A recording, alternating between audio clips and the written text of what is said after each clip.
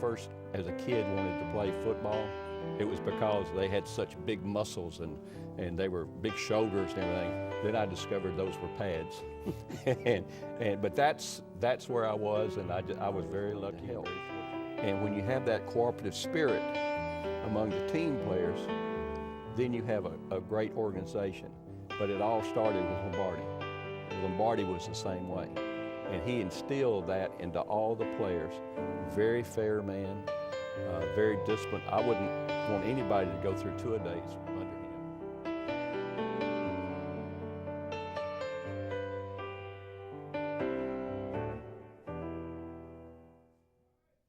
Welcome to Justmen, a life-changing program that resonates hope as well as encouragement. The program that gives you information and inspiration for the glory of God. I'm your host, Jeff Tate, and thank you for joining Justmen.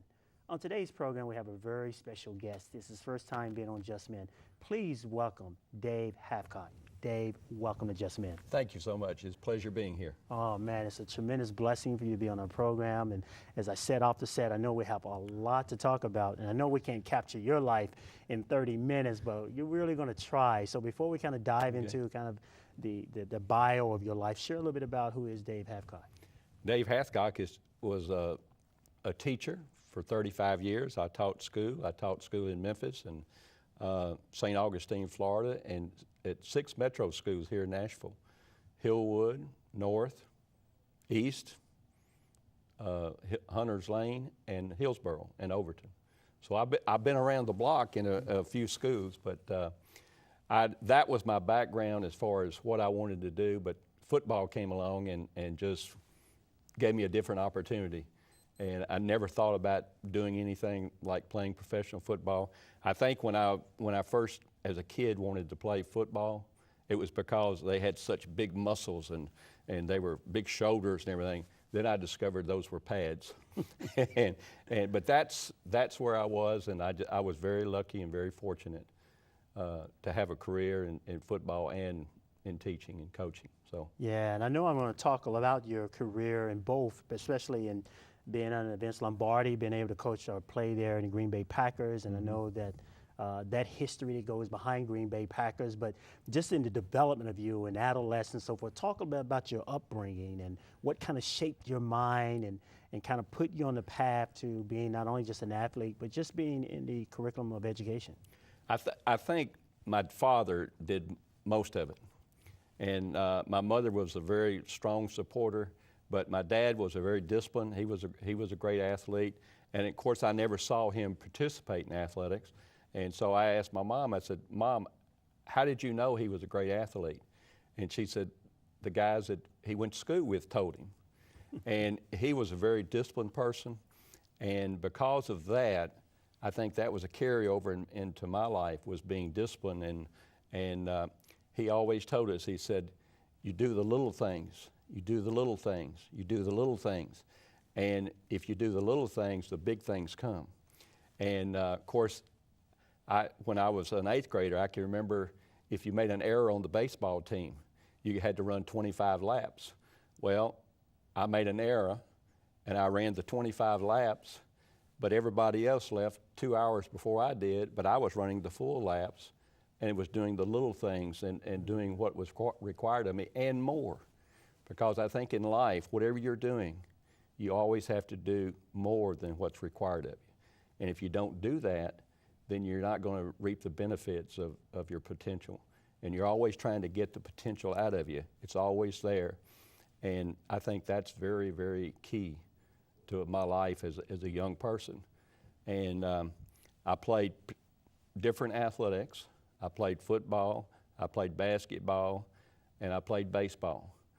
And I think those different athletic events helped me make discipline and also choose the events I wanted to go to later on. And as it turned out, nobody wanted me in football. Nobody wanted me to play football. And my senior year in high school, I did really well in track, whereas my junior year, I didn't do anything. And because of the track, I had a lot of scholarship offers, and I chose Memphis State. And years later, I said I think it was because of the blue as opposed to the orange. But I ran track 4 years, and then we got through with track. I was hurt my senior year, and being hurt that year, it was very depressing. And I wanted to do something, and I found out I needed another year of school, and so I went and asked the football coach for a football scholarship. I went out there and knocked on the door. I said, "Coach, can I have a scholarship?" He said, "Okay." I said, "Thank you," and I walked out. I wasn't even there 2 minutes. And I walked out, and the first day of practice, I was walking to the practice field, and a guy on my right side was about a foot taller than I was, and the guy on my left side was about a foot taller than I said, "What in the world are you doing out here, Dave?" Mm-hmm. And those are kinds of things that just happen. And I got a chance to play a little bit, and then we finished the season. And then all of a sudden, I had a call from the Green Bay Packers, said, "We drafted you." And I just happened to be part of that first Super Bowl team. I'm very, very lucky. But it was because of the things I did as a youngster. And if I had not done, a lot of people say, "Well, being part of that Green Bay first Super Bowl, was that the most important thing you've ever done?" I said, "No." I said, because if I hadn't been disciplined when I was young and do the things that I did when I was young, like run those extra laps, do what my mom and dad told me to do, and do what was expected to me, of me in school. If I didn't do those things, then I would have never got the opportunity to play professional football, never got the opportunity to be a teacher and so forth. And I think that's what's really the strong thing in my life, is doing what was right and following through with it all my life. Wow, that's beautiful. Now, I know that behind the scene, you and I talked a little bit about anytime you have a discussion about that Super Bowl team, Green Bay Packers, the first professional team in terms of winning that pinnacle, and Coach Vince Lombardi being a part of that process. You got to talk about one of the great motivator and mentors of not only just athletes, but also in terms of coaches. What influence, and share some memorable moments going through that process under his leadership. Well, this was the first time I had ever been on a winning team. And I always consider myself a winner, but I was never on a winning team. And I can remember the legend, Vince Lombardi. And I can remember going to the first meeting we had, and Vince Lombardi walked into the room, and he starts talking, and he said, "Gentlemen, this is a football." And I'm thinking, this guy's crazy. We're all professionals here. We know this is a football. But that's where he started, with the basic fundamental of the game. And then he said, "We're going to out-tackle people, we're going to out-hit people, and we're going to out-block people." And it just started with the basic fundamentals of the game. And he was so well disciplined in his coaching, and he made everything so simple. That's what I learned today. Life as a professional in his area was so simple. He made the whole organization simple. Whereas in the other places I've been, it wasn't quite so simple. It was very hard, and it was hard to learn. And it made confusion in a lot of places. But the thing that really that I concentrate on more than even Lombardi is a team. And Lombardi wanted people there for the team. What would you do for the team? Not what would you do for Jeff, but what would you do for the team? And I think everybody that was there was for that team. And I played behind a guy by the name of Willie Wood. And Willie Wood exemplified this to me in the story I'm fixing to tell you, because he came to me one day, he says, "Dave," he said, "I'm going to teach you everything I know. It's just too bad you'll never get a chance to use it." And I started laughing. I said, "What do you mean, Willie?" He said, "Well, Dave, I'm smart." He says, "You're bigger than I am, you're faster than I am, you can hit as hard or harder than I do. If I ever get a chance, I'll never get my job back." But he was willing to teach me. He was willing to help me. And that whole team, all the receivers, the defensive backs, the linebacker, everybody was willing to help. And when you have that cooperative spirit among the team players, then you have a great organization. But it all started with Lombardi. And Lombardi was the same way. And he instilled that into all the players. Very fair man, very disciplined. I wouldn't want anybody to go through two-a-days under him. It was very difficult. And sometimes if you just make a wrong step or a wrong move, that might have ended your career. But that's the kind of organization that he had. And you knew by the practice time, or what you were doing in practice, where you were in practice. Everything was always the same. And he was so well disciplined. And it's amazing too, when something happened, it didn't go the way it was supposed to, he would say, fellas, we got to be flexible. So he changed his philosophy a little bit just so everybody would work together and be cooperative with one another. Wow. How did you apply that excellence that was on the field into your own personal life? Let's kind of transition into your personal life and your family, away from the field. I think it goes back, and I go back and I think of the term, and it was, "Hear, O Israel, the Lord thy God is one." And that you remember, and you love the Lord thy God with all your mind and your strength and your soul, and you also love your neighbor as yourself. Growing up in that kind of a attitude of a team in our neighborhood, and just growing up and everything, the way we did in Memphis at that time, that was kind of the way we were. We didn't lock the doors. We didn't lock the cars. You know, it was really nice. And so when I was part of the team, and I think I mentioned to you before, I had to learn who I was and what I was. And because of that, I learned that I was a spiritual being. I learned that I had a mind. I learned that I had a physical body. The mind is the builder, and the physical is the results. So as I went through, the spiritual to me is hope, faith, and all the fruits of the Spirit. And as I went through those processes of applying those, then good things happened to me. And my athletics increased.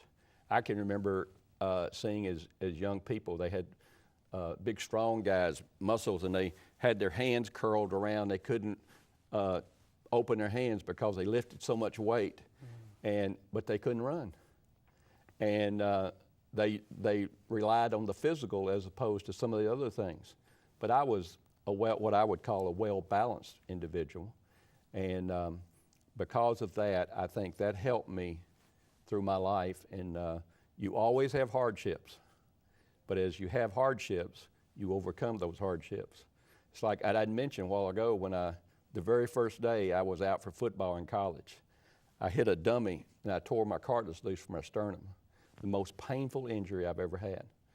And I said, what in the world am I doing out here? And the coach made me get dressed, put the uniform on, and just to raise your arms or to run or do anything was painful. And yet you overcame that. You had people say, why are you doing this? You know you can't make this team. You know you can't do it. But yet in my mind, in my confidence, I could do it. And that's when you listen to the inner voice inside you as opposed to people outside you. And that was the strength I had all through life. And it could be friends, it could be your spouse, it could be anybody. But you have to listen to that small voice inside, know that you could do it, and it's always possible to do great things. Wow, that's beautiful. You know, I like what you talk about in the small things and how it elevates into the larger things and how you stay focused.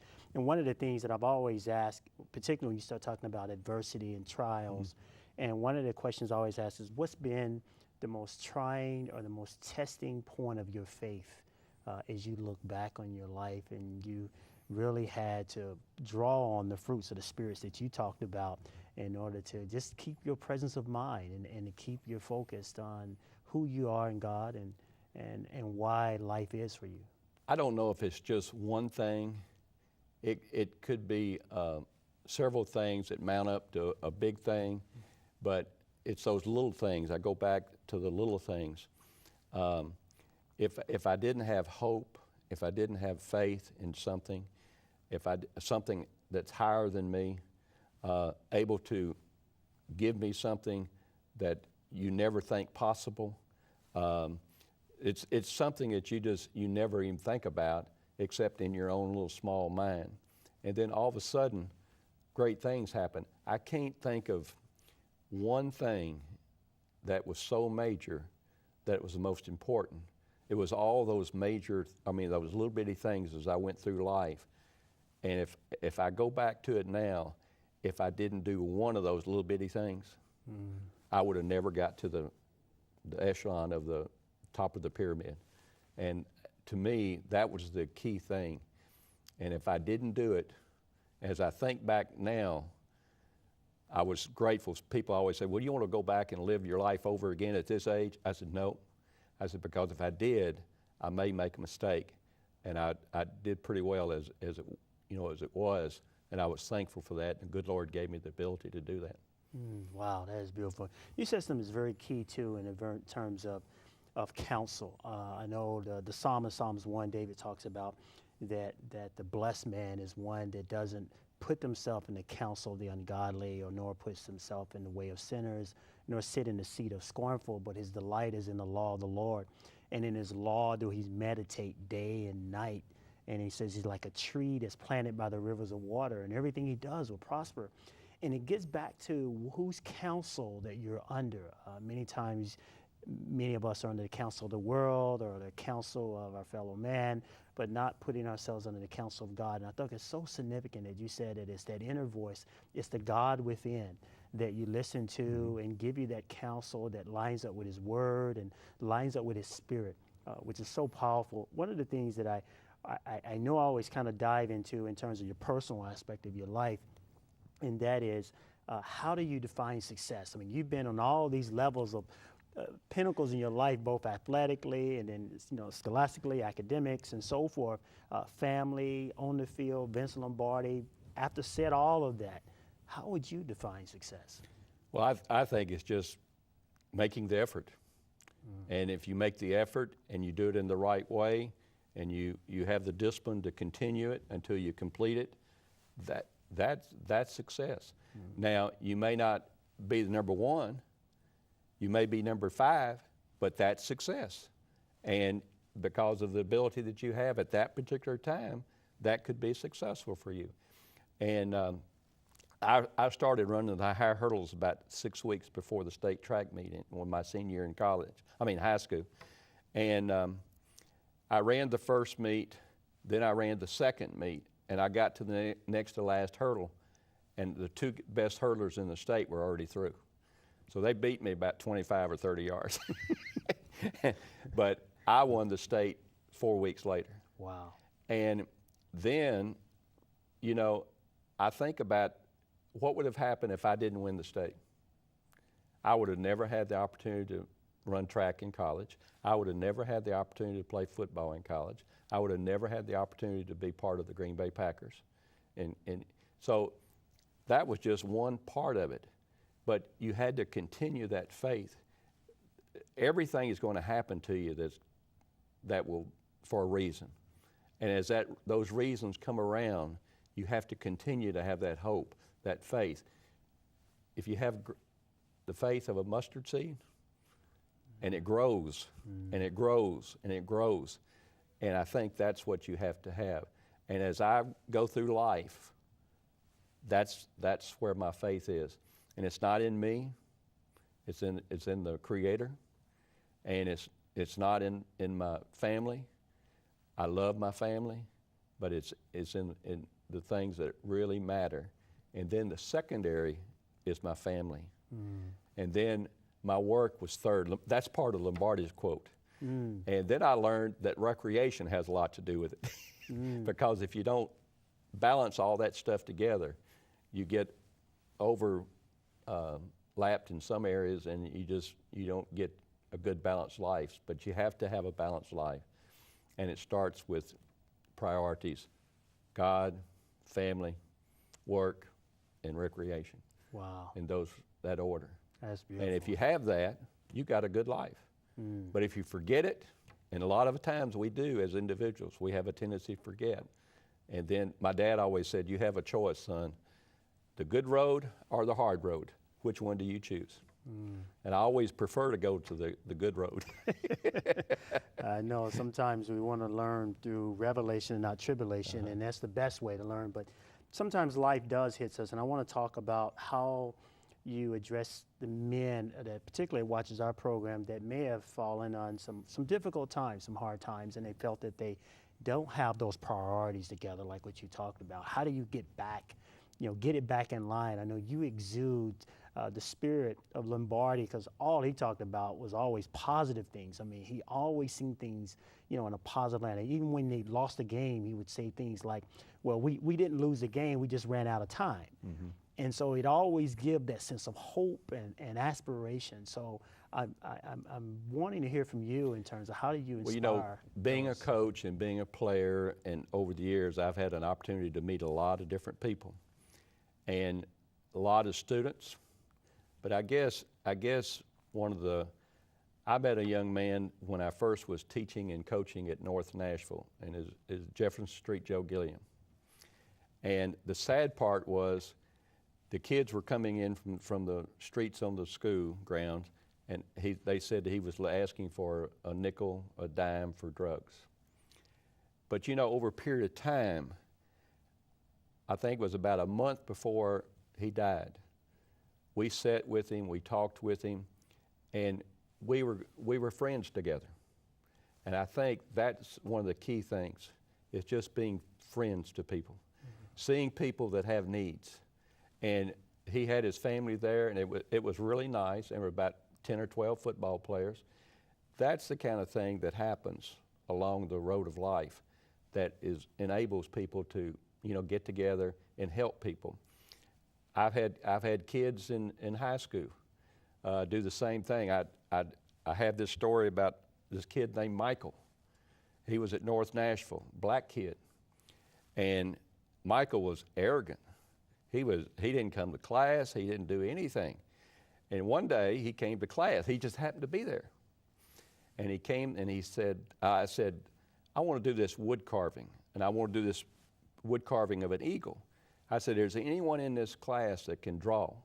And he just kind of half raised his hand. He said, "I can draw a little bit." And I said, "Okay." And I showed him what I want for him to do. And he came to class 2 days in a row. And he drew this eagle for me, and then I wood carved it. First thing I knew, Michael was coming every single day. Wow. And he went from an F student to an A student. And he made a beautiful glass top table. I had him for woodworking. And at the end of the year, I said, "Michael, what'd you think about me?" He said, "I thought you were prejudiced." I said, "What do you think now?" He said, "I don't think so now." I said, "Who has changed?" Mm-hmm. I said, "Because I asked a simple question. Who could draw?" You said I could, and because of that, your attitude changed. So because of that, it changed his life in my classroom. Wow. And he changed from a very poor student. He changed from a student that didn't come to class every day to a student that did. And now that goes back to the mid-'70s. I still remember that young man. Mm-hmm. And that was a very positive thing for me, because I had a very small influence on that young man. But you think about all the influences I've had on young people over the years, that makes me very humble. Mm-hmm. It makes me very humble. And to see some of the kids I've had and what they've done with their lives, and very constructive and very meaningful in their involvement in the city of Nashville.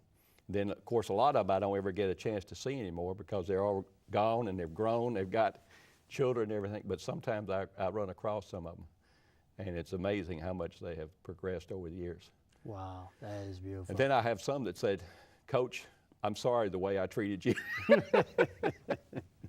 Yeah, well, I tell you, you have truly blessed us, and I know the scripture talks about one watereth and one planteth, but God gives the increase, and the Father truly has increased you, and through the relationship. And I like what you said. The significant things about our lives is our connection with one another, and to show compassion and show love and love our neighbor as we love God, and the God within that continually dwells in us and gives us the strength to be who we are. And I tell people all the time on our show that identity is destiny.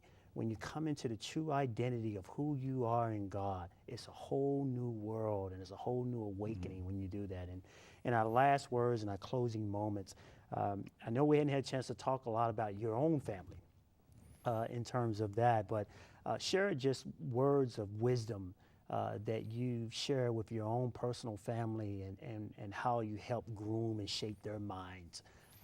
Many of the things we've talked about, like making choices, good choices, Yeah. the people you associate with, these are things that we've talked about with my children growing up. I have 3 wonderful children, and I'm very proud of all of them. And we have 8 grandbabies, and they're getting older now, but they are really great kids. And so when we get together around the table for dinner or lunch or something, all of a sudden the conversation starts going back to some of the things that Mama and I did in teaching. And they said, we're sounding exactly like you guys. And that's when you know you did a good job. And then sometimes they start talking about other things, and we say, we should have done a better job on that. Wow. But that's the kind of situations with the family. And it's like today, I hug my children. Every time I see them, I hug them, and every time I leave them, I hug them. And I tell them I love them.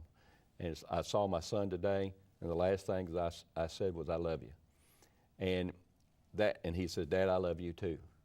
And those kinds of things, because you never know when might be the last time you might see them. And that's what's important. You have the memory, and all we have is the memories, because all this physical stuff we have is not going to be here very, very long. But the memories, the spiritual things that we have, the hope, the faith, the love of one another, that's the things that are going to last. Wow, man, that's beautiful. We got to have you back on our program, and blessed us you really have in terms of just your words of inspiration, words of encouragement. You're constantly mentoring and coaching. I'll tell you, I know you're probably retired now, but you're still doing that. And just one last word of encouragement. For me, the word that keeps coming back to me is love. And I know that the Bible talks about abide these 3, faith, hope, and love. But the greatest is love. And you truly have expressed that. And we just want to thank you for being on our program. And we will definitely have you back on. Well, I appreciate it.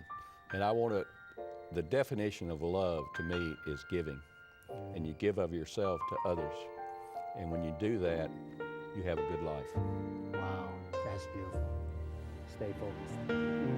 Hey, Wow. thank you, Jeff. I appreciate it. Wow, that's awesome. Thank you so much. Oh, thank you. Man, you're a pro with this, man. I don't know about that. You just flowed right through this. I mean, that was awesome. That was awesome. Is it all over now? Yeah, that is it. Well, it's winding down, but I believe it's over. You made it very easy. Made it very easy. Thank you. So I enjoyed it.